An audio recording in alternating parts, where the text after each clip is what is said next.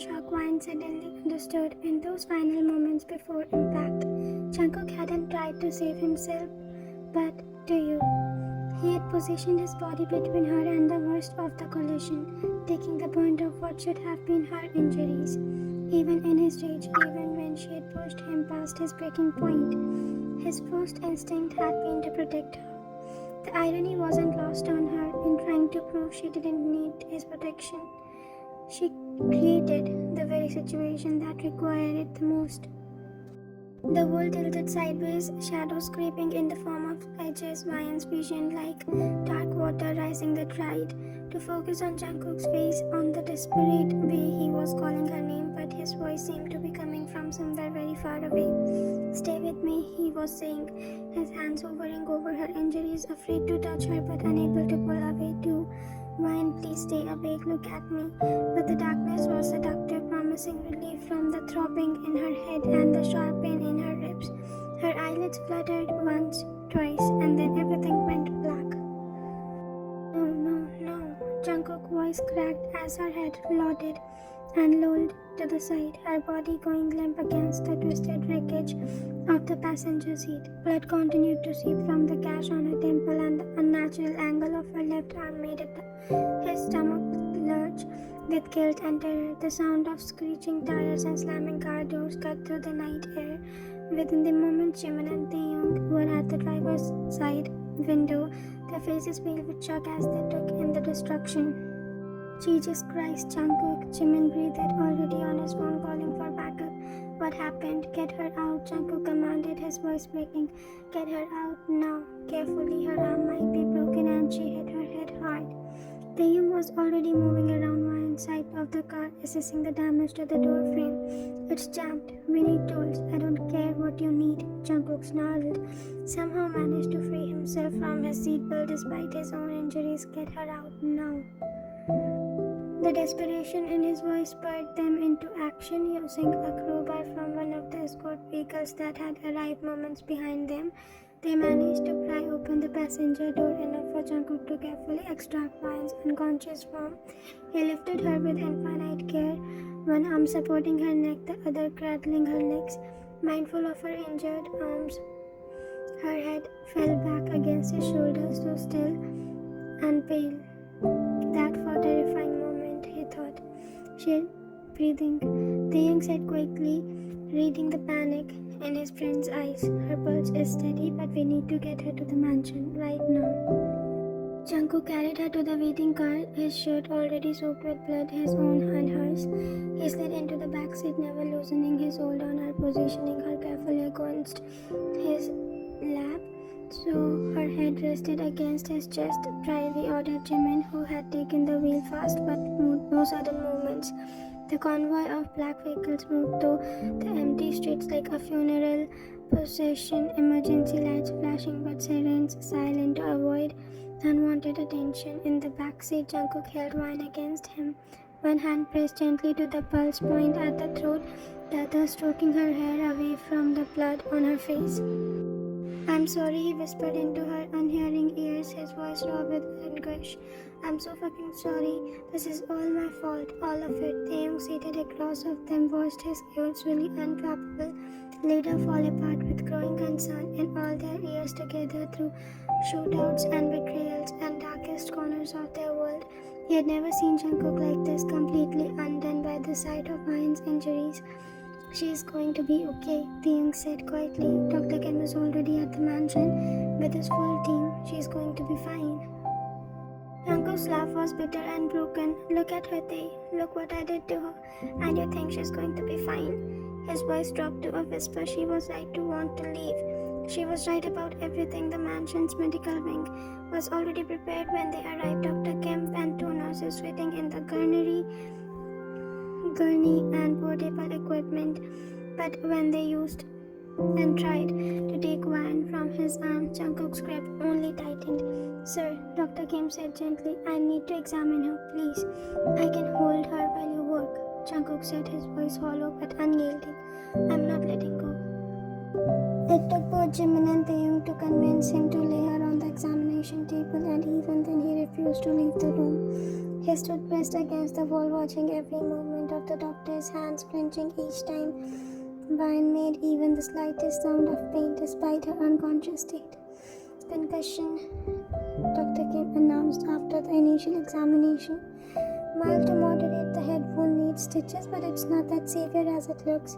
Her left radius is fractured, a clean break easily said. Some bruises, ribs, but no internal bleeding that I can detect. She was very lucky. Lucky, Jungkook repeated flatly. She was lucky.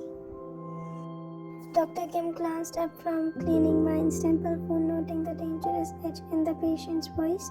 "Sir, you should also let me examine Fixer first." Jungkook interrupted. "Everything else can wait." What followed were the longest hours of Jungkook's life. He watched Dr. Kim stitch the gash of Vine's head with painstaking care, set her broken arm and secure it in a cast, treat the various cuts and bruises that painted her pale skin and shades of purple and red. Through it all, Vine remains unconscious, her breathing steady but her face unnaturally still. As dawn light began to filter through the medical wing's windows, Jimin and Taeyong exchanged increasingly worried glances. They had known Jungkook for years, had seen him weather losses and setbacks that would have broken lesser men, but this, watching him over in Vine's beside like a man possessed, was something entirely different. "You need to eat something," Jimin finally ventured, approaching carefully as if Jungkook might bolt any sudden movement. "When the last time you had food or sleep?" Jungkook didn't even acknowledge the question. His entire focus was on Vine's face, searching for any sign that she might be wake up. Dr. Kim had said that she should regain consciousness within 12 hours, but it has been 8 hours and there was no change. "This is killing you," Taeyong said bluntly from other side of the bed, "and it won't help her recover any faster." "Don't." Jungkook's voice was raw from hours of silent vigil. "Don't tell me what will or what won't help her. You have no idea." His voice cracked. "No idea what I've done."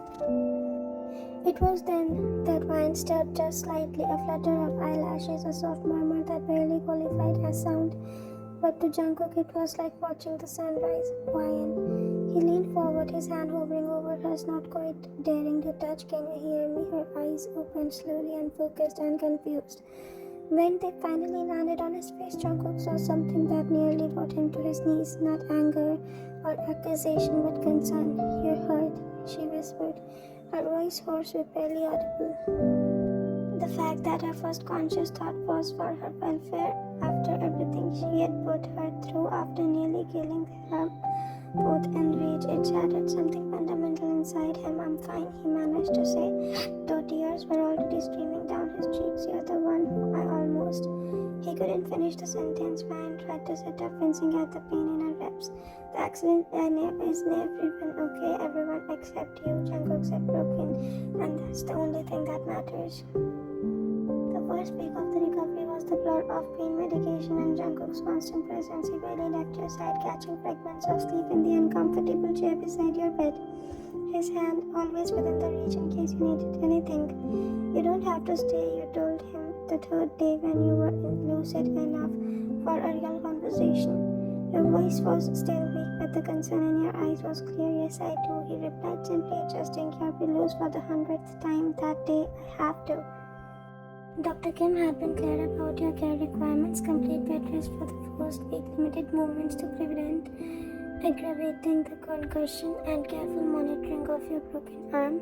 What he don't prescribe was having a Korean's most dangerous man transform into the most attentive caregiver he had ever seen.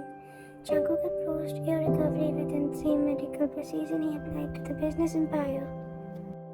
He learned your medication schedule by heart, setting multiple alarms to ensure that you never missed a dose. He studied every instruction Dr. Kim gave him, taking notes like a devoted student. "Time for your anti-inflammatory," he would say gently, "already having water ready to perfect temperature."